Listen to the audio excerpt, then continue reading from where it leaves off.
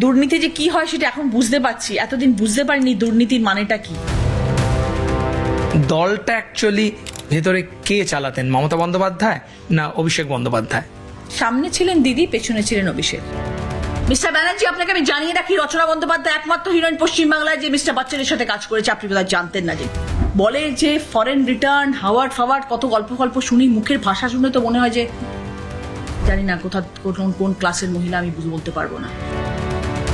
আমি এনসিপিআই কন্টিনিউ করবো, আমি বিজেপিতে ঢুকবো, আমি কংগ্রেসে ঢুকবো, আমি সিপিএম এ ঢুকবো, সেটা আমার ইচ্ছে। আমি রিজাইন করবো কেন? তোমরা বলছো বলি রিজাইন করে দেবো। তোমরা কে হে হরিদাস পাল? এই মুহূর্তে আমার সঙ্গে যিনি রয়েছেন তাকে বলা হচ্ছে বর্তমান যে রাজনৈতিক পরিস্থিতি তাতে অন্যতম বেসুরো সাংসদ রচনা বন্দ্যোপাধ্যায়। রচনা, সামগ্রিক যে রাজনৈতিক পরিস্থিতি, যাদেরকে বিদ্রোহী, বেসুরো, আরও অনেক রকম তকমা দেওয়া হচ্ছে কোট আনকোট, তার মধ্যে তুমি অন্যতম। এগুলো শুনে কোথাও মনে হচ্ছে যে সত্যি বেশ ভালো ছিলাম, রাজনীতিতে না এলেই হতো, মানে শামও গেল কুলও গেল। না, সত্যি মানে কখনো ভাবিনি যে রাজনীতিতে আসার পরে এরম দিন দেখতে হতে পারে, এরম একটা পরিস্থিতি হতে পারে, রাজনীতির রূপ এরম হতে পারে, এত কদর্য একটা রূপ হতে পারে রাজনীতির, সেটা কখনো আন্দাজ করতে পারিনি, কখনো ভাবতে পারিনি। ভাবলে হয়তো এই জায়গায় থাকতাম না। দিদির ওপর ভরসা ছিল, দিদির ওপরে বিশ্বাস ছিল, দিদির কথা রেখেছিলাম। দিদি চেয়েছিলেন রচনা ব্যানার্জি আসুক, তাই জন্য এসছিলাম। কিন্তু অন্য স্বপ্ন দেখে এসছিলাম, সেই স্বপ্নটা ভঙ্গ হয়েছে ডেফিনেটলি। মানে তুমি বলতে চাচ্ছ কোথাও মোহভঙ্গ হয়েছে। আর তুমি নিজেই বললে যে মমতা বন্দ্যোপাধ্যায়কে দেখে এসেছিলে। সো যে মমতা বন্দ্যোপাধ্যায় তোমাকে হাত ধরে রাজনীতিতে নিয়ে এলো এবং তুমি জিতলে, সাংসদ হলে, পালা বদলের পর এমন কি হলো যে সে মমতা বন্দ্যোপাধ্যায়ের দল এবং হাত ছাড়তে তুমি বাধ্য হলে? দেখো, বলতে গেলে তো অনেক কথা বলতে হয়, এত কম সময়ের মধ্যে হয়তো এত কথা বলতে পারবো না। বিগত 2 বছর, আমি তো খুব বেশি দিনের সাংসদ নই, বা আমি রাজনীতির তো মানুষ নই, নাই আমার পলিটিক্যাল ব্যাকগ্রাউন্ড রাজনীতির, ঠিক আছে?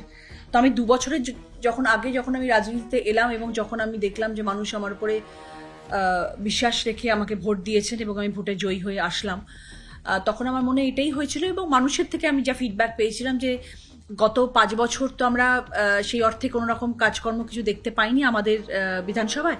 আশা করব আপনাকে ভোট দিয়ে আমরা সেই জিনিসটা পাবো, এই আশায় তারা ভোটটা দিয়েছিলেন এবং সেই আশায় ভোট দিয়ে রচনা বন্দ্যোপাধ্যায়কে জিতিয়েছিলেন। এই যে সবাই এখন বড় বড় কথা বলছেন যে রচনা ব্যানার্জি বা বাকি সাংসদ, 20 জন সাংসদ বা এই 60-70 জন বিধায়ক যারা পদ ছেড়ে চলে গেছেন, তারা সবাই তৃণমূলের লোগো ছিল, মমতা বন্দ্যোপাধ্যায়ের মুখ ছিল বলে জিতেছেন, ডেফিনেটলি সেটা অনস্বীকার্য নয়। মমতা বন্দ্যোপাধ্যায় নিশ্চয়ই আমাদের দলের নেত্রী ছিলেন, জোড়াফুল আমাদের লোগো ছিল, উনি ছিলেন বলে দল ছিল, উনি ছিলেন বলে আমরা সবাই সুযোগ পেয়েছিলাম আসার জন্যে। কিন্তু লড়াইটা আমাদের ছিল, আমরা লড়াই লড়েছিলাম, বাকিরা তো ডেফিনেটলি লড়াই লড়েছে। আমাকে সিটটা কেন দেওয়া হয়েছিল, সাধারণ মানুষকে জিজ্ঞেস করলেই উত্তরটা পেয়ে যাবেন। কারণ আমি রচনা বন্দ্যোপাধ্যায় দি ফিল্ম স্টার, আমি রচনা বন্দ্যোপাধ্যায় দিদি নাম্বার 1। আমার ফেসটাকে কাজে লাগানোর জন্য হুগলি সিট আমাকে দেওয়া হয়েছিল, নাকি আমি একটা সাধারণ মধ্যবিত্ত পরিবারের অচেনা অজানা একজন মানুষ যাকে ধরে বেঁধে নিয়ে আসা হয়েছিল। না, সেটা তো করা হয়নি।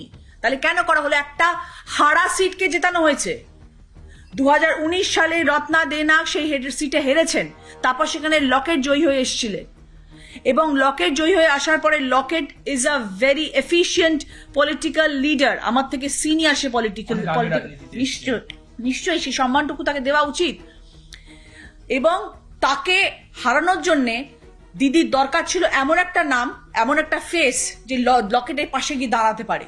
তাই জন্য রচনা বন্দ্যোপাধ্যায়কে নিয়ে আসা হয়েছে, মানতে হবে এটা। মহুয়া মৈত্র, কল্যাণ ব্যানার্জি, আরেকটা কে আছে জানো, কুণাল ঘোষ, তো বাদ দাও, আরেকজন কে আছে বলো আমাদের সাংসদ, আরেকজন নামটা মনে করতে পারছি না, ভীষণ বড় বড় কথা বলেন, বাংলায় কথা বলতে আটকায় ওনার বারবার, কীর্তি আজাদ। এরা সব অনেক বড় বড় কথা বলছেন আমাদের সাংসদদেরকে নিয়ে। হ্যাঁ, তারা এত কথা বলছেন, এটা তো সত্য কথা যে সেলিব্রিটি স্ট্যাটাসকে এনক্যাশ করা হচ্ছে রাজনীতির মঞ্চে, এবং করা হয়েছে বলেই আজকে রচনা বন্দ্যোপাধ্যায়কে হুগলি জেলা দেওয়া হয়েছিল এবং সেখান থেকে তিনি জয়ী হয়ে এসছেন। এবং জয়ী হয়ে এসছেন বলেই আজকে এত মানুষের প্রতি আমার দায়বদ্ধতা আছে, আর সেই দায়বদ্ধতা আছে বলেই আমি রিজাইন করিনি। এবং আমি বলেছি আগামী 3 বছর আমি আমার সংসদ তহবিলে যা যা অর্থ অনুদান দেওয়া হচ্ছে আমি প্রত্যেকটি অর্থ ঠিক ঠিক জায়গায় মানুষের জন্য দান করে দিয়ে তারপর আমি যদি রেস্ট নিই তো রেস্ট নেবো, যদি রিজাইন করি তো রিজাইন করবো, যদি কন্টিনিউ করি তো কন্টিনিউ করবো। That is my wish. আচ্ছা, আপনার কথার সূত্র ধরে তাহলে বলবো যে যেই মমতা বন্দ্যোপাধ্যায় দলের মুখ বললেন, আপনি যার লোগোর কথা বললেন, তাহলে দলটা অ্যাকচুয়ালি ভেতরে কে চালাতেন, মমতা বন্দ্যোপাধ্যায় না অভিষেক বন্দ্যোপাধ্যায়? সামনে ছিলেন দিদি, পেছনে ছিলেন অভিষেক। সেরম ভাই যদি তুমি দেখো, সামনে ছিলেন দিদি, পেছনে ছিলেন অভিষেক। এটা আমার 2 বছরের অভিজ্ঞতা, আমি তোমাকে বলছি। বাকিরা যারা অনেক সিনিয়র লিডার্স রয়েছেন, অনেক বছরের তাদের অভিজ্ঞতা, তারাও তোমাকে এইসব প্রশ্নের অনেক বেশি ভালো উত্তর দিতে পারবে। আমি তোমাকে সেই উত্তরগুলো দিতে পারবো যে উত্তরগুলো আমি 2 বছরে ফেস করেছি। আমার কনস্টিটুয়েন্সি, আমার দিদির সাথে ইন্টারাকশন, আমি যখন দিদির থেকে কোনো হেল্প চেয়েছি দিদি আমাকে কতটা হেল্প করেছেন। তুমি অফিসিয়ালি জানিয়েছিলে? প্রচুর কিছু, অনেক কিছু, যা যা লুপহোলস দেখতে পেয়েছি সব জানিয়েছি, পাইনি কিছু রেসপন্স। যেই 20 জন তোমরা এনসিপিআইতে যোগ দিয়েছো, তাদের বলা হচ্ছে আশপাশে তোমার যেই সমস্ত সাংসদরা রয়েছেন তারা অনেকেই দুধের রাজনীতিবিদ বা দীর্ঘদিন ধরে রয়েছেন। তে কার অঙ্গুলি হেলনে বা এদের কাল অঙ্গুলি হেলনে তুমি দল ছাড়লে? দেখো, অঙ্গুলি হেলন তো আমি বলবো না। আমরা যারা, দেখো আমি তো একটা ফিল্ম ফেটার্নিটি মানুষ, তো ন্যাচারালি আমি যখন রাজনীতিতে এসেছি তখন আমার কাছে খুব ক্লোজ যারা ছিল সেটা হচ্ছে দেব এবং শতাব্দী, কারণ তারাও ফিল্মের এবং তারা টিএমসির জুনো। বাট আমি দেব আর শতাব্দীর সাথে একটু বেশি ক্লোজ, ওরা অনেক আগে এসছে।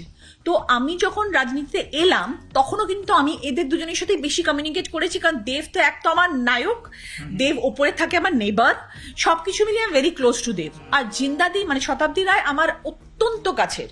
তো আমাকে, আমি যখন দেখলাম যে এইরকম একটা ধরাশায়ী হচ্ছে এবং এরকম একটা খারাপ আকার নিচ্ছে দলের, আর এরকম ভাবে তাসের ঘরের মতন ভেঙে পড়ছে, আমরা সবাই তো ভীষণ রকম ভাবে ডিসার্টেন্ট হয়েছিলাম এই পুরো নিউজটাতে এবং আমরা দুঃখ পেয়েছিলাম যেটা কি হচ্ছে আমাদের সাথে। তখন যখন এই আলোচনা শুরু হয়েছিল যে আমরা দল ছেড়ে চলে যাব, আমরা এরম দলের সঙ্গে যুক্ত হতে চাই না যেখানে এত দুর্নীতি, এই বদনামের ভাগিদার আমরা হব না। মানুষ আমাদেরকে ভোট দিয়ে জিতিয়েছেন অনেক সততার সাথে, আশা নিয়ে, আমরা তাদেরকে নিরাশ করতে পারি না। এবং এইরকম একটা জায়গা যেখানে শুধু করাপশন, সেখানে অ্যাসোসিয়েটেড হয়ে থাকবো না। তখন আমি দেব এবং শতাব্দীর সাথেই এই ডিসিশনে এসেছি। আপনারা 20 জন যারা বেরিয়ে গেলেন, এদের বলা হচ্ছে অনেকের বিরুদ্ধে অনেক দুর্নীতির অভিযোগ আছে বা রয়েছে। আপনার তো সেরকম কোনো দায় ছিল না বা আপনার পেছনে তো এরকম কোনো দুর্নীতির অভিযোগ ছিল না যতদূর জানি, ছিল কি? না গো, 2 বছরে কি দুর্নীতি, মানে দুর্নীতি শব্দটা মানে এই বিগত 1.5 মাসে এত শুনেছি না যে মানে দুর্নীতি যে কি হয় সেটা এখন বুঝতে পারছি। এতদিন বুঝতে পারিনি দুর্নীতির মানেটা কি। এই 4 তারিখের পর থেকে জানতে পেরেছি অ্যাকচুয়ালি দুর্নীতি কাকে বলে এবং কিভাবে হয় দুর্নীতি। শুধু আমি নয়, সারা পশ্চিমবাংলার মানুষ, সারা ভারতবর্ষের মানুষ, সারা পৃথিবীর মানুষ শুনতে পাচ্ছে যে পশ্চিমবাংলার রাজনীতি কোন জায়গায় নিয়ে গেছে। কলঙ্ক। কল্যাণ বন্দ্যোপাধ্যায় তো আপনি জানেন যে নিজেই বলেইছেন যে আপনাকে এই পালা বদলের পর বা রাজ্যের দল হেরে যাওয়ার পর হুগলিতে দেখা যাচ্ছে না এবং আপনার বাড়িতে দুধওয়ালা আর পেপারওয়ালা ছাড়া কারো যাতায়াত নেই। এবং সেই 21শে জুলাই থেকে বিভিন্ন মঞ্চে আপনাদের শিল্পীদের দেখা গেছে, সেখানে কি আর দেখা যাবে? সুতরাং আপনার উপস্থিতি নিয়ে, অস্তিত্ব নিয়েও একটা প্রশ্ন তুলছেন কল্যাণ বন্দ্যোপাধ্যায়। সো উনি যে এই নানা ধরনের অভিযোগে আপনাকে অভিযুক্ত করছেন, কল্যাণ বন্দ্যোপাধ্যায়কে কি বলবেন? দেখো, প্রথম কথা আমি একটু বলি। প্রথমত কিন্তু কল্যাণদার সাথে আমার খুব সুসম্পর্ক ছিল, একটা সময় খুবই সুসম্পর্ক ছিল, মানে আমি দাদার মতন ওনাকে দেখতাম এবং আমি কিন্তু ওনার থেকে প্রত্যেক মুহূর্তে রাজনৈতিক উপদেশ নেওয়ার জন্য ফোন করতাম যে দাদা আমি বলুন তো এটা কি করবো, দাদা বলুন তো আমি ওটা কি করবো। আমি কিন্তু ওনার থেকে সাজেশনস পেতাম এবং আমি ওনাকে কিন্তু মন খুলে প্রশ্ন করতাম এবং আমার সাথে খুব ভালো ওনার সম্পর্ক ছিল। কিন্তু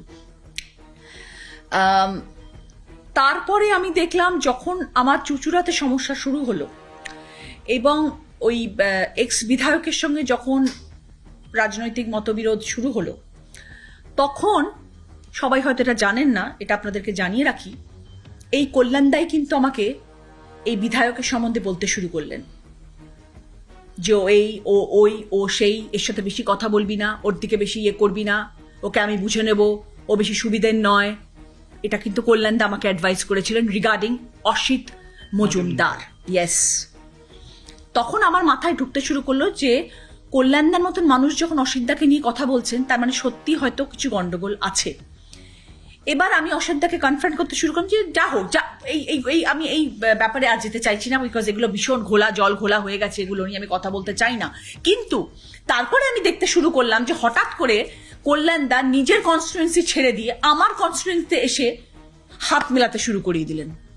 আমার হাত নিয়ে ওনার হাতে মেলাচ্ছেন, আমার কাঁধ নিয়ে ওনার কাঁধে মেলাচ্ছেন। আমি বুঝতে পারলাম না কেন হঠাৎ করে উনি এত দয়ালু হয়ে, উদার হয়ে অসিত মজুমদারের প্রতি হঠাৎ এত প্রেম জেগে গেল ওনার অসিত মজুমদারের প্রতি, কেন আমি বুঝতে পারলাম না। হঠাৎ করে হাতে হাত মিলিয়ে বললেন যে এখন থেকে ওরা দুজনে একসাথে, যেই বেরোলাম মুখোমুখি আর হলাম না, মুখ ঘুরিয়ে চলে গেলাম। বিকজ উনি এমন একজন মানুষ, ওনার মধ্যে এতটাই নেগেটিভিটি আছে যে ওনার সাথে কেউ কোনোদিনও ভালোভাবে কাজ করতেই পারে না। হু আর ইউ? আপনি কে? কেন করবেন? আপনি নিজের জায়গা সামলান। আপনি তো শুধু কেস করেন টিএমসির সব কেসগুলো লড়েন, আপনি বাইরের কটা কেস করেন? যদি প্রশ্ন করি, উনি আমার কাজ নিয়ে প্রশ্ন করেছেন না, উনি আমার কাজ নিয়ে প্রশ্ন করছেন যে রচনা বন্দ্যোপাধ্যায় কি কাজ করেছেন, কজন চেনে রচনা বন্দ্যোপাধ্যায়কে।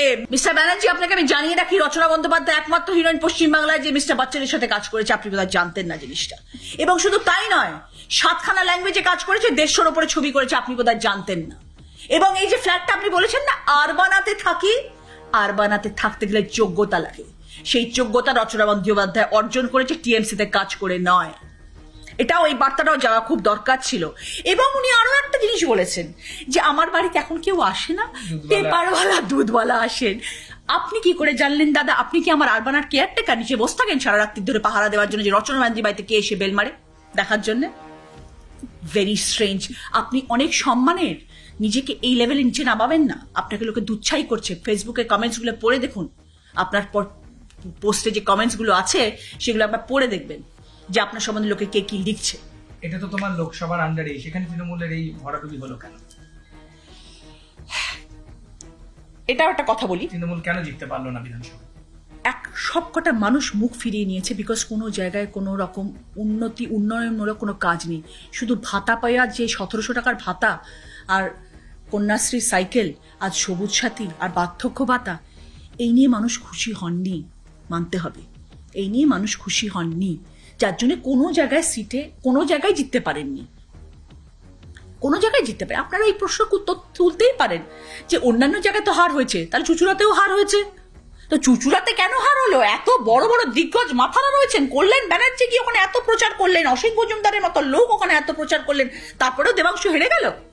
বাকি জায়গায় তো কেউ ছিল না, তারা মাথা ঘুরিয়ে নিয়েছে, তাকায়নি দিদির দিকে, তাই জন্য হার হয়েছে। চুচুড়াতে হার হওয়া উচিত ছিল না, নিশ্চয়ই জেতা উচিত ছিল। কেন জিততে পারলো না? তাহলে মহুয়া মৈত্র যেটা বলছেন আপনাদের নিয়ে, যারা আপনারা বেসুরো বা আপনারা এই মুহূর্তে যারা বিদ্রোহী, তাদের নিয়ে নানা কথা বলছেন এবং আপনাকে নিয়েও বলছেন যে দিদির পরিচয় আপনি পরিচিত ছিলেন। আমার মনে হয় ওরা এখন ভীষণ ফ্রাস্ট্রেটেড। এই কয়েকজন সাংসদ যারা ওখানে রয়ে গেছেন, আমার মনে হয় তারা ভীষণ রকমভাবে ফ্রাস্ট্রেটেড, বিকজ তাদেরকে আর অন্য কোনো দল টানছে না বা ডাকছে না। তারা এখনো ওই দলেই পড়ে রয়েছেন। এবার তারা বুঝে উঠতে পারছেন না যে ফুটেজ পাওয়ার জন্যে